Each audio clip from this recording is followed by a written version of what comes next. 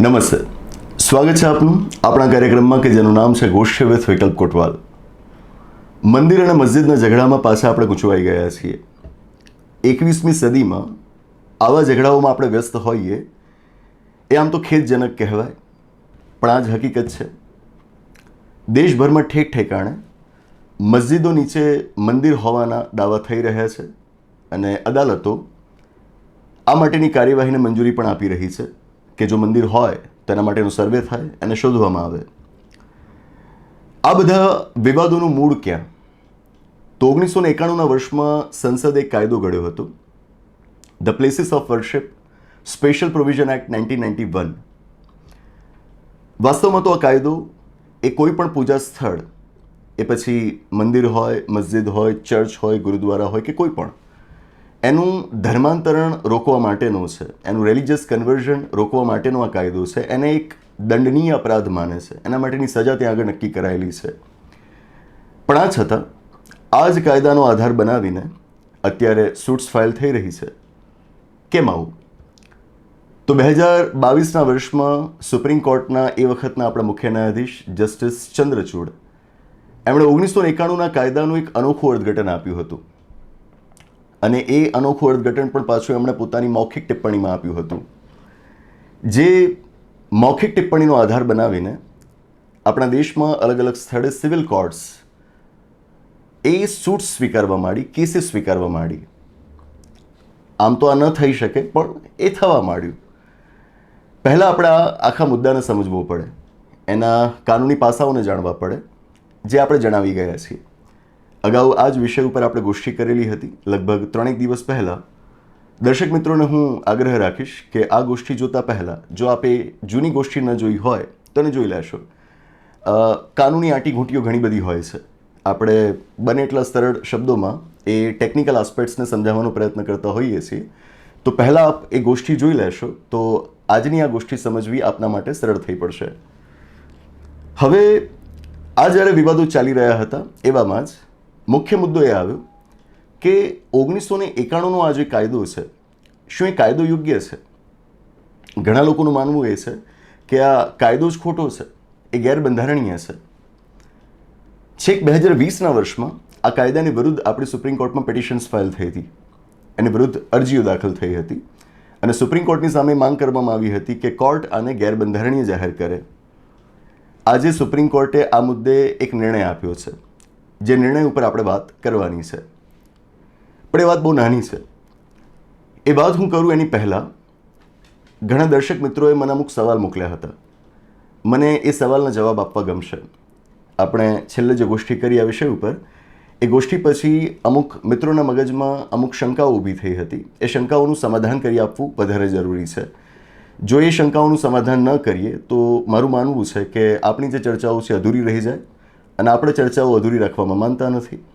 તો પહેલાં એ શંકાઓનું સમાધાન કરી દઈએ અને પછી આજે 12 ડિસેમ્બર 2024ના દિવસે સુપ્રીમ કોર્ટે 1991ના એ કાયદાના સંદર્ભમાં જે નિર્ણય આપ્યો છે એની આપણે વાત કરીએ. શંકા શું હતી? દર્શક મિત્રોને સવાલ શું હતો? તો એમનો સવાલ એ હતો કે 1991નો કાયદો એ પ્લેસીસ ઓફ વર્શિપ, પૂજા સ્થળોના ધર્માંતરણ ઉપર રોક લગાવે છે. પાછું તમને યાદ કરાવડાવી દઉં કે આ કાયદો કહે છે શું કે 15 ઓગસ્ટ 1947ના રોજ પૂજા સ્થળોનું જે રિલિજિયસ કેરેક્ટર હતું એ એમનું એમ જ રહેશે. મતલબ શું થયો કે આઝાદીના દિવસે જો એ મંદિર હતું તો એ મંદિર જ રહેશે. હવે એને બીજા કોઈક ધર્મના ધાર્મિક સ્થળમાં તબદીલ નહીં કરી શકાય. જો એ મસ્જિદ હતી તો એ મસ્જિદ જ રહેશે, જે ચર્ચ હતું તો એ ચર્ચ જ રહેશે. કદાચ ને એની પહેલાં ત્યાં આગળ બીજા કોઈક ધર્મનું સ્થળ હતું. હવે એ બધું નહીં.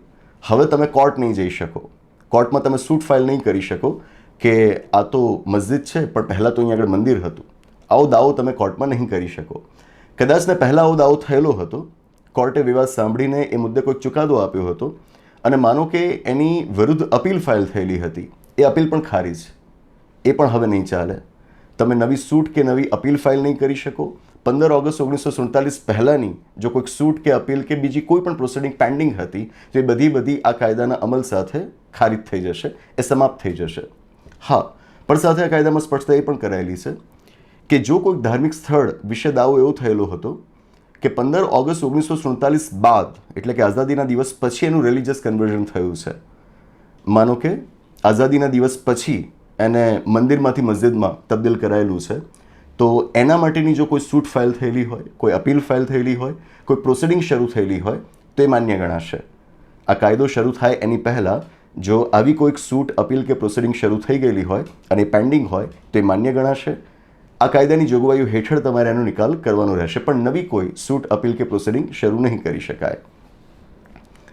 દર્શક મિત્રોનો સવાલ એ હતો કે આ કાયદાની અંદર અમુક સ્થળોને બાકાત રખાયા છે. બાકાત રખાયાનો મતલબ શું થયો કે એ એવા સ્થળો છે કે જેમના કાયદો લાગુ નથી પડતો. કાયદો લાગુ નથી પડતો એનો મતલબ એ થયો કે એ સ્થળોના સંદર્ભમાં જો તમે એની ધાર્મિક ઓળખ કઈ એ શોધવા જાઓ તો એ ખોટું ના ગણાય, કારણ કે એમને 1991નો કાયદો લાગુ પડતો જ નથી.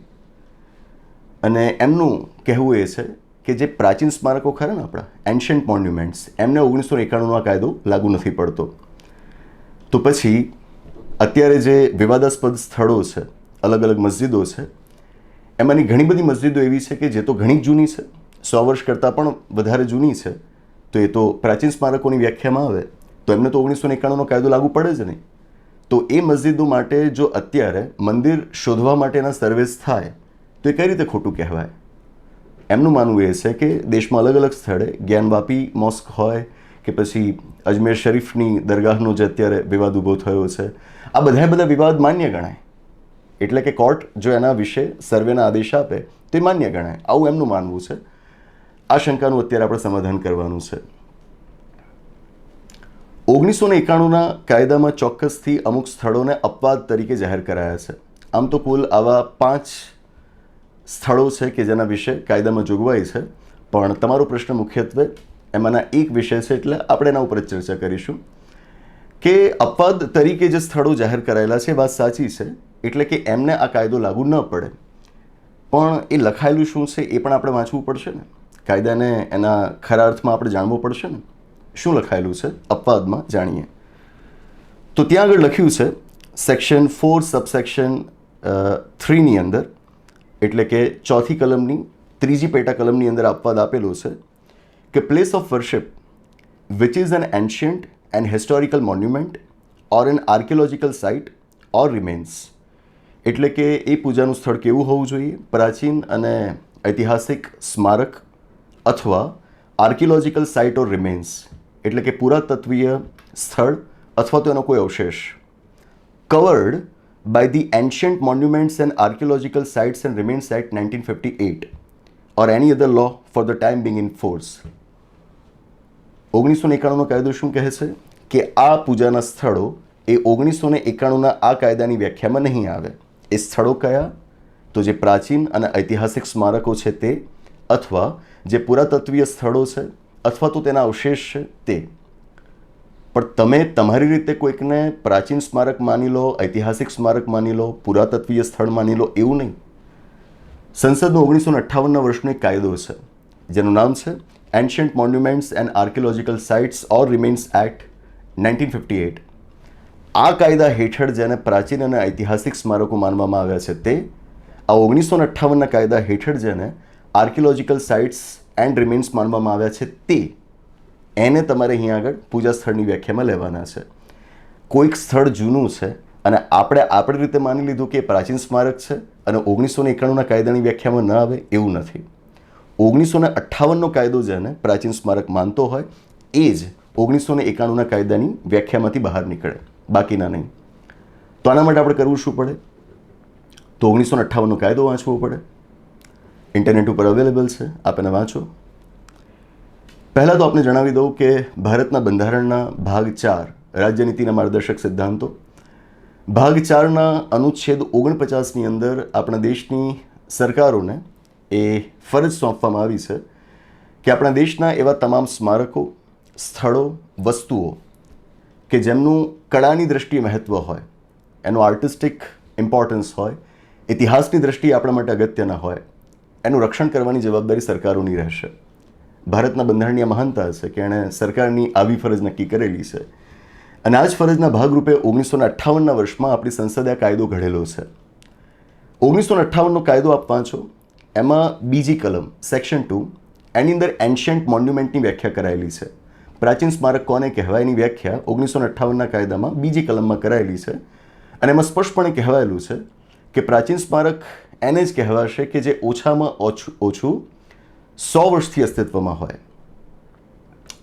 ઓછામાં ઓછું 100 વર્ષથી અસ્તિત્વમાં હોય એને જ તમે એન્શન્ટ મોન્યુમેન્ટ પ્રાચીન સ્મારકની વ્યાખ્યામાં લઈ શકો. આવી કઈ કઈ વસ્તુઓ? તો એ કહે છે any structure, erection or monument or any tumulus or place of interment or any cave, rock sculpture, inscription or monolith વગેરે વગેરે. એટલે કે એવું નહીં કે કોઈક સ્મારક જ હોવું જોઈએ. બની શકે કે એ કોઈ કબ્રસ્તાન પણ હોય, બને કે એ કોઈ પથ્થર હોય, મોનોલિથ. આવા કોઈ પણ સ્ટ્રક્ચરને તમે એન્શન્ટ મોન્યુમેન્ટની વ્યાખ્યામાં લઈ શકો. બરાબર છે? જરૂરી નથી કે એ કોઈ ઇમારત જ હોય. પહેલાં તો અહીં આગળ પ્લેસ ઓફ વર્શિપ, પૂજા સ્થળ એવો ઉલ્લેખ નથી. એટલે કે એન્શન્ટ મોન્યુમેન્ટની વ્યાખ્યામાં અહીં આગળ 1958નો કાયદો સ્પેસિફિકલી પૂજા સ્થળ એવા શબ્દો નથી વાપરતો. એટલે કે પૂજા સ્થળને એન્શન્ટ મોન્યુમેન્ટની વ્યાખ્યામાં સીધું નથી સમાવવામાં આવ્યું. હા, પણ જો એ ઘણું જૂનું સ્થળ હોય તો એને એન્શન્ટ મોન્યુમેન્ટ આપણે માની શકીએ, કારણ કે અલ્ટિમેટલી છે તો એક સ્મારક જ ને. ભલે પૂજાનું સ્થળ હોય પણ છેવટે છે તો એક સ્મારક જ ને. તો આ રીતે એની વ્યાખ્યા કરી શકાય. પણ નોંધવા લાયક બાબત એ બની કે પ્લેસ ઓફ વર્શિપ, પૂજા સ્થળ એવો શબ્દ સીધો અહીં આગળ નોંધાયેલો નથી.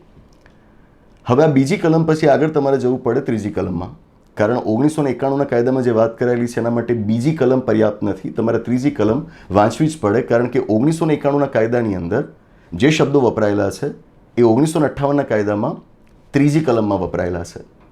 તો એ બંનેને તમારે ભેગા કરવા પડે.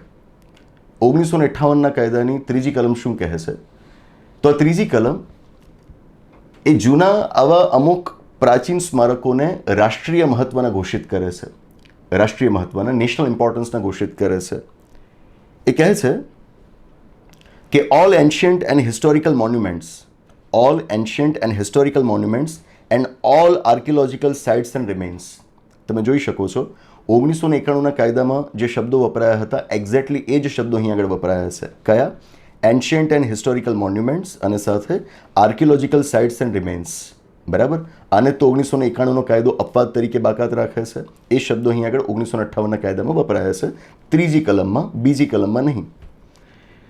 તો કહે છે કે all ancient and historical monuments and all archaeological sites and remains which have been declared by the Ancient and Historical Monuments and Archaeological Sites and Remains Declaration of National Importance Act 1951 or by Section 126 of the States Reorganization Act 1956 to be of national importance shall be deemed to be ancient and historical monuments or archaeological sites and remains declared to be of national importance for the purposes of this act. ટેકનિકાલિટીઝને છોડો, સરળ શબ્દોમાં આ કલમ એમ કહે છે કે તમે શેને પ્રાચીન અને ઐતિહાસિક સ્મારકો માનશો, શેને તમે પુરાતત્વીય સ્થળ અને એના અવશેષ માનશો, તો એને કે જે જાહેર કરાયેલા છે 1951ના એક કાયદા હેઠળ. જે 1951ના કાયદાનું નામ અહીં આગળ લખ્યું છે આખું Ancient and Historical Monuments and Archaeological Sites and Remains Declaration of National Importance Act 1951. મતલબ એ થયો 1991ના કાયદાએ પહેલાં ખો આપી 1958ના કાયદાને. એવું થયું ને? 1991ના કાયદાએ શું કહ્યું કે પ્રાચીન સ્મારકો કયા, ઐતિહાસિક સ્મારકો કયા? તો એ કે જે 1958ના કાયદામાં જાહેર કરાયેલા છે. હવે 1958ના કાયદામાં જ્યારે આપણે પહોંચ્યા ત્યારે એ શું કહે છે? પ્રાચીન અને ઐતિહાસિક સ્મારકો કયા, પુરાતત્વીય સ્થળો કયા? તો એ હું નથી કહેતો, એ તમે વાંચો 1951ના કાયદામાં. તો 1991ના કાયદાને સમજવા માટે તમારે 1958ના કાયદા ઉપર જવું પડ્યું. હવે 1958ના કાયદાને સમજવા માટે તમારે પાછા 1951ના કાયદામાં જવું પડે. 1951નો કાયદો આજે નથી, એ રિપીલ થઈ ગયો છે, એ નીકળી ગયો છે. 1958નો કાયદો નવો બન્યો, એનાથી જ 1951ના કાયદાને આપણે કાઢી નાખ્યો છે. પણ 1951નો કાયદો તમને ઇન્ટરનેટ ઉપર ઉપલબ્ધ છે, સરકાર પાસે તો હોય જ, આપણને પણ એ મળી રહેશે ઇન્ટરનેટ ઉપર, એ ઇઝીલી અવેલેબલ છે. તમે ડાઉનલોડ કરો. જે તે વખતે આપણા દેશની અંદર ગ્રુપ એ અને ગ્રુપ બી રાજ્યો હતા. આમ તો કુલ 4 પ્રકારના રાજ્યો હતા, પણ આમાં વાત કરેલી છે ફક્ત 2 પ્રકારના રાજ્યોની, ગ્રુપ એ સ્ટેટ્સ અને ગ્રુપ બી સ્ટેટ્સ. આ 2 પ્રકારના રાજ્યોમાં એ વખતે કયા કયા સ્થળોને પ્રાચીન સ્મારકો, ઐતિહાસિક સ્મારકો, પુરાતત્વીય સ્થળો તરીકે ઘોષિત કરાયેલા હતા એની યાદી તમને કાયદામાં મળી આવશે. સ્ક્રીન પર તમને આ બધું જોવા મળશે. હું એની વ્યવસ્થા કરાવી દઈશ. તમે આ જ બધી વસ્તુઓને ઇન્ટરનેટ ઉપર જાતે પણ શોધી શકશો. મતલબ એ થયો કે 1951ના કાયદાની અંદર જે જગ્યાઓ, જે ઇમારતોને, જે સ્થળોને પ્રાચીન અને ઐતિહાસિક સ્મારકો અથવા પુરાતત્વીય સ્થળો અથવા અવશેષો તરીકે ઘોષિત કરાયેલા હોય એ તમામ સ્થળો 1958ના કાયદાની વ્યાખ્યામાં આવે. 1958ના કાયદાની વ્યાખ્યામાં એ આવે એટલે આપોઆપ 1991ના કાયદાની વ્યાખ્યામાં પણ આવી જાય. 1951ના કાયદામાં આવા કુલ 441 સ્થળોની વાત કરાયેલી છે. જો મારી ગણતરીમાં ભૂલ ન હોય તો 441 જેટલી સાઇટ્સ છે કે જેમને 1951નો કાયદો એન્શન્ટ અને હિસ્ટોરિક મોન્યુમેન્ટ્સ તરીકે જાહેર કરે છે. મતલબ એ થયો કે આ 441 જેટલી સાઇટ્સ એ 1991નો આપણો જે પૂજા સ્થળનો કાયદો છે એની વ્યાખ્યામાં ના આવે. એને 1991નો કાયદો લાગુ ન પડે. મતલબ કે એ 441 સ્થળોના સંદર્ભમાં આજે ધર્મ અંગેનો કોઈક વિવાદ થાય, એનું રિલિજિયસ કેરેક્ટર અંગેનો જો કોઈ વિવાદ થાય તો એ 1991ના કાયદાની બહાર છે. જેમ રામ જન્મભૂમિનો જે વિવાદ હતો એને 1991ના કાયદાથી બાકાત રખાયો છે, એમ આ 441 સાઇટ્સ પણ 1991ના કાયદાની વ્યાખ્યામાંથી નીકળી જાય, એમને કાયદો લાગુ ન પડે. Good enough. હવે આ જે 441 જગ્યાઓ મેં કહી ને તમારી સામે ઉપલબ્ધ જ છે, એના નામ વાંચતા થાઓ અને એ નામ વાંચો. એમાં તમને ક્યાંય જ્ઞાનવાપી મળે તો મને બતાવો. એની અંદર તમને ક્યાંય આજે સંભલ, મને હવે મસ્જિદોના નામ પણ ભૂલાઈ ગયા છે, એ જે કોઈ પણ મસ્જિદો છે એમના નામ તમને ત્યાં આગળ મળે તો મને બતાવો. એકયનું નામ નહીં મળે, એકયનું નામ નહીં મળે. મતલબ કે એ સ્થળો, એ ધાર્મિક સ્થળો એ ઘણા જૂના છે. જૂના હોવા છતાં 1951ના કાયદા પ્રમાણે એમને પ્રાચીન અને ઐતિહાસિક સ્મારકોની વ્યાખ્યામાં નહોતા મુકાયા. એ નથી મુકાયેલા. કારણ શું હશે આપણે નથી જાણતા. એમને એની વ્યાખ્યામાં નથી મુકાયેલા એટલા માટે એ 1991ના કાયદાની વ્યાખ્યામાંથી બાકાત નથી. એમને 1991નો કાયદો લાગુ પડે અને લાગુ પડે એટલા માટે હાલ તમે એમના રિલિજિયસ કન્વર્ઝન માટેનો પ્રયત્ન ન કરી શકો. તમે એમનો ધાર્મિક સ્વભાવ બદલવા માટેનો પ્રયત્ન કાયદા હેઠળ અત્યારે ન કરી શકો. વાત એ અલગ છે કે કાલ ઉઠીને 1991ના કાયદાને જ કદાચ સુપ્રીમ કોર્ટ ગેરબંધારણી જાહેર કરી દે, બરાબર, પછી તો કાયદો જ નથી, તો પછી તમારે જે કરવું છે કરો. પણ જ્યાં સુધી કાયદો છે, કાયદો લાગુ છે, એ અસરમાં છે, ત્યાં સુધી એ કાયદાની વ્યાખ્યામાં તમામ સ્થળો આવશે.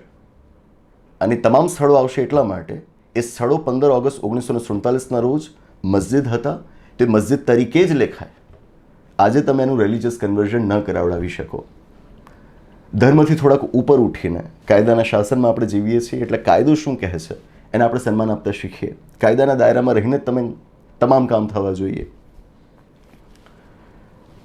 આ હકીકત છે અને એટલે જ મેં આપની સામે કહ્યું કે સ્ક્રીન પર તમામ વિગતો આવતી રહેશે, આપ એને જોતા રહેશો અને એને હજુ ડિટેલમાં જોજો. 1951નો જે કાયદો ખરો ને 13 પાનાનો કાયદો છે.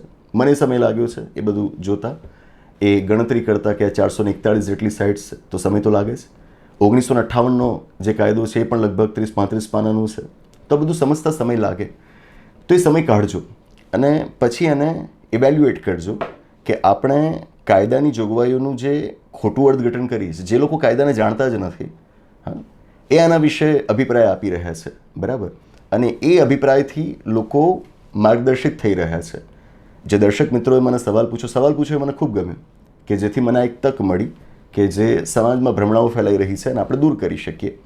પણ સવાલ તો એ પણ છે ને કે એમને એ સવાલ ક્યાંથી થયો, તો એમણે ક્યાંક યુટ્યુબ પર કે કોઈક ઇન્સ્ટાગ્રામની રીલમાં આવું સાંભળ્યું અને અત્યારે એ બહુ ચાલે છે. અમુક the so cold lawyers, advocates, the people who are actually having very half backed knowledge, કાયદાની પૂરતી સમજ એમની પાસે નથી, but they speak very fluently. They have a રેટોરિક, they use રેટોરિક, બરાબર. રેટોરિક એટલે કે તમે કોઈકને ઇમ્પ્રેસ કરી શકાય, કોઈકને ઇન્ફ્લુઅન્સ કરી શકાય એવું બોલી શકતા હોય, ભલે એની અંદર સબસ્ટન્સ ના હોય, એમાં તથ્ય ના હોય, હકીકત ના હોય, ખોટું હોય, પણ તમારી પાસે વાકછટા હોય એટલે તમે તમારી વાત સામેવાળાને મનાવી લો. તો આને રેટોરિક કહેવાય. તો દે યુઝ રેટોરિક, અને રેટોરિકની મદદથી એક ઓપિનિયન બનાવી રહ્યા છે, લોકોને ઇન્ફ્લુઅન્સ કરી રહ્યા છે કે 1991ના કાયદામાં તો આ પ્રાચીન સ્મારકોને બાકાત રખાયા છે, તો અપવાદ છે, એમને બાકાત રખાયા છે, તો આ જે કોઈ પણ મસ્જિદો છે એમની વિરુદ્ધ કાર્યવાહી થાય તો એ તો માન્ય કહેવાય. આ બિલકુલ ખોટું અર્થઘટન છે. જેમ મેં આપને જણાવ્યું, ફરીવાર કહું છું, 1991નો કાયદો ચોક્કસ સ્થળોને અપવાદ તરીકે જાહેર કરે છે, એ બિલકુલ સાચી વાત છે. અને આની અંદર પ્રાચીન અને ઐતિહાસિક સ્મારકોને બાકાત જ રખાયેલા છે, એમને 1991નો કાયદો લાગુ નથી પડતો. પણ આ પ્રાચીન અને ઐતિહાસિક સ્મારકો કયા? તો 1991નો કાયદો કહે છે કે 1958ના કાયદા મુજબના સ્મારકો. એટલે આપણે 1958નો કાયદો વાંચવો પડે. હવે 1958ના કાયદાની અંદર આ સ્મારકોની કોઈ યાદી નથી આપી, કારણ એ કાયદો એમ કહે છે કે 1951ના કાયદામાં, જૂના કાયદાની અંદર આ જે યાદી હતી ને, એ જ યાદીને આપણે ચાલુ રાખીએ છીએ. બરાબર છે. સાથે અહીંયા આગળ સ્ટેટ્સ રિઓર્ગેનાઇઝેશન એક્ટ 1956, ભાષા આધારિત રાજ્યોની રચના કરવા માટેનો આપણો કાયદો હતો 1956નો, એની કલમ 126 હેઠળ પણ આ માટેની જોગવાઈ કરાયેલી હતી, પણ એ કલમ જ હવે નીકળી ગઈ છે, એ રિપીલ થઈ ગઈ છે, એટલે એનો કોઈ મતલબ બનતો નથી. મુદ્દે વાત એ છે કે 1958નો કાયદો એ 1951ના કાયદાની જ સ્મારકોની યાદીને ચાલુ રાખે છે. તો મતલબ એ જ યાદી 1991ના કાયદાને પણ લાગુ પડે, પેલા 441 સ્થળોવાળી યાદી. તો એ યાદીમાં જે સ્થળોનો ઉલ્લેખ થયો એને 1991નો કાયદો લાગુ ન પડે, એ અપવાદ થઈ ગયા. જે યાદીમાં અત્યારે જે મસ્જિદો વિવાદમાં છે એ મસ્જિદોના નામ નથી, અને નથી તો એમને 1991નો કાયદો લાગુ પડે. આ સાદી સમજ છે, સરળ સમજ છે. આ પણ ઘણું કોમ્પ્લેક્સ થઈ જાય ને, પણ આટલું તો કરવું પડે. આ એટલું તમે સ્ટ્રેટ ફોરવર્ડ એને ઇઝી બનાવવાના નામે એનો જે મૂળ ભાવ છે એને મારી ન શકો. આમાં તમારે આટલી થોડીક તો ગૂંચવાડા ભરેલી વાતો કરવી જ પડે, તમારે વચ્ચે વચ્ચે રેફરન્સીસ આપવા જ પડે. પછી સરળ બનાવવાના નામે એવું કહી દઈએ કે પ્રાચીન સ્મારકોને તો લાગુ પડતો જ નથી, પણ ભાઈ એ પણ કહી દો કે પ્રાચીન સ્મારકો એટલે કયા. બરાબર. ઘણા સ્થળો એવા હોય છે કે જે વાસ્તવમાં એટલા જૂના ન હોય, પણ એનું બાંધકામ એ રીતે કરાયેલું હોય, એનું આર્કિટેક્ચર એવું હોય કે જાણે લાગે કે બહુ જૂના છે. બરાબર. તો ઘણા અબુજ લોકો હોય છે અને પ્રાચીન માની લેતા હોય છે. બરાબર. પણ એ નથી. તો આપણે એ વ્યાખ્યા તો કરવી પડશે ને કાયદાની અંદર કે પ્રાચીન સ્મારકો કયા, અને એટલા માટે આ વ્યાખ્યા મેં તમને કરીને સમજાવી. તો એટલું જ કહીશ કે આનાથી પ્રભાવિત ન થઈ જાઓ, કાયદાને વાંચો, સમય લાગે થોડો, પણ રૂલ ઓફ લૉમાં આપણે જીવીએ છીએ અને કાયદાના શાસનમાં કાયદાઓને તો જાણવા જ પડે. Ignorance of law can not be an excuse. મતલબ કે તમારા ઉપર કોઈક કાર્યવાહી થાય ત્યારે આપણે એવું બહાનું ના આપી શકીએ. એ બહાનું જ ગણાય કે જો આપણે એવું કહીએ કે હું તો કાયદાને જાણતો જ નહોતો. Ignorance of law can never be treated as an excuse. You must know the laws. અને એમાં જ્યારે દેશમાં, જ્યારે સમાજની અંદર જ્યારે કોમી તંગદિલી વધતી હોય ત્યારે તો આવા કાયદાઓને જાણવા એ આપણા માટે બધું જ જરૂરી બની જાય. કોઈકને કાળો કોટ પહેરી લીધો એટલે કાયદા એ જાણે જ છે એવું નહીં માની લેવું. બરાબર છે. દરેક કાળો કોટ પહેરનાર વ્યક્તિ એ બહુ સારો વકીલ હોય કે બહુ સારો જજ હોય એવું જરૂરી નથી. અને લૉ તો બધા માટે છે. કોણે કહ્યું કે ફક્ત વકીલ અને ન્યાયાધીશો માટે જ છે? આપણે બધા માટે છે. દેશનો સૌથી મોટો કાયદો તો બંધારણ છે. બંધારણ તો બધાએ જાણવાનું હોય, ખાલી વકીલો અને ન્યાયાધીશોએ થોડું જાણવાનું હોય. અને મારી પાસે તો લૉની કોઈ ડિગ્રી નહોતી, ત્યારથી હું બંધારણ ભણ્યો હતો, ત્યારથી હું બંધારણ ભણાવતો હતો. બરાબર. તો કાયદા એ કોઈની મોનોપોલી નથી, એ કોઈ પણ જાણી શકે એમ. તો કોઈક વ્યક્તિ રેટોરિકનો ઉપયોગ કરીને એ તમને ઇન્ફ્લુઅન્સ કરે, એના કરતાં વધુ સારું એ કે તમે થોડુંક વાંચન રાખો અને બધી વસ્તુઓને જાણો. અને શરૂઆતમાં તમને થોડીક ક્લિષ્ટ લાગશે, ધીરે ધીરે તમે એનાથી ટેવાઈ જશો અને પછી મજા આવવા માંડશે. શરૂઆત બંધારણથી કરજો. બંધારણને જો તમે જાણતા થઈ ગયા ને તો ધીરે ધીરે આપોઆપ તમને આ બધી વસ્તુઓ સરળ થતી જણાશે. રહી વાત આજની, તો સુપ્રીમ કોર્ટની અંદર 1991ના કાયદા વિરુદ્ધ પિટિશન છેક 2020ના વર્ષથી ફાઇલ થયેલી હતી. પણ થયું શું?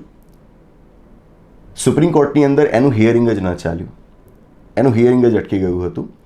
આજે હિયરિંગ થયું, મતલબ કે 4 વર્ષે હિયરિંગ થયું, અને હિયરિંગમાં સુપ્રીમ કોર્ટે શું કહ્યું કે આ મેટર ઉપર કેન્દ્ર સરકારનો અભિપ્રાય જરૂરી છે.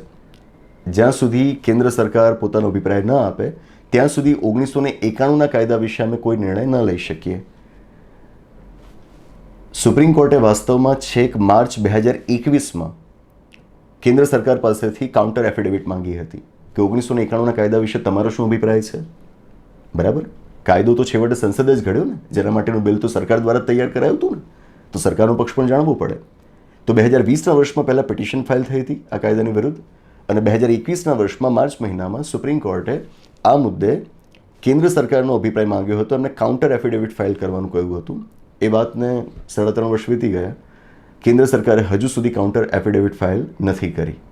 તો જો તમે અભિપ્રાય જ નથી આપ્યો તો પછી સુપ્રીમ કોર્ટ આ મામલામાં આગળ કેવી રીતે વધી શકે? આ કોકડું ક્યાં આગળ ગૂંચવાયેલું છે આપને સમજાય છે. કેન્દ્ર સરકારે જે તે સમયે પોતાનો અભિપ્રાય આપી દેવાની જરૂર હતી, એ ન આપ્યો. એના જ કારણે આ સ્થિતિઓ નિર્માણ પામી છે કે જ્યાં આગળ કાયદાની એક્ઝેક્ટ પોઝિશન શું છે આપણે જાણતા નથી. બરાબર, અને એટલા જ માટે સિવિલ કોર્ટ્સ પણ કેસીસને સ્વીકારતી રહી છે. આજે સુપ્રીમ કોર્ટે કેન્દ્ર સરકારને કહ્યું છે કે within a period of 4 weeks, 4 અઠવાડિયાની અંદર તમારે કાઉન્ટર એફિડેવિટ ફાઇલ કરી દેવાની રહેશે, અને આ મેટરનું નેક્સ્ટ હિયરિંગ ન થાય ત્યાં સુધી સિવિલ કોર્ટ્સની અંદર અત્યારે આની જે કોઈ પણ મેટર્સ પેન્ડિંગ હોય, બરાબર, એ બધી યથાવત રાખવાની રહેશે. મતલબ કે કોઈ પણ મસ્જિદની અંદર સર્વે નહીં થઈ શકે, બરાબર, સિવિલ કોર્ટ્સ એ કોઈ પણ ઇન્ટરિમ ઓર્ડર પાસ નહીં કરી શકે, કે પછી ફાઇનલ ઓર્ડર પણ પાસ નહીં કરી શકે, વચગાળાનો આદેશ પાસ નહીં કરી શકે, કે આખરી આદેશ પણ પાસ નહીં કરી શકે. મતલબ કે અત્યારે જે ચાલી રહ્યું છે બધું તમારે અટકાવી દેવાનું રહેશે. નેક્સ્ટ હિયરિંગ થાય એટલીસ્ટ ત્યાં સુધી તો તમારે એને અટકાવી જ રાખવાનું રહેશે. પછી ભવિષ્યમાં એનો જે નિર્ણય થાય એ પ્રમાણે આગળ વધવાનું થશે. That's it. તો આ વાતો છે.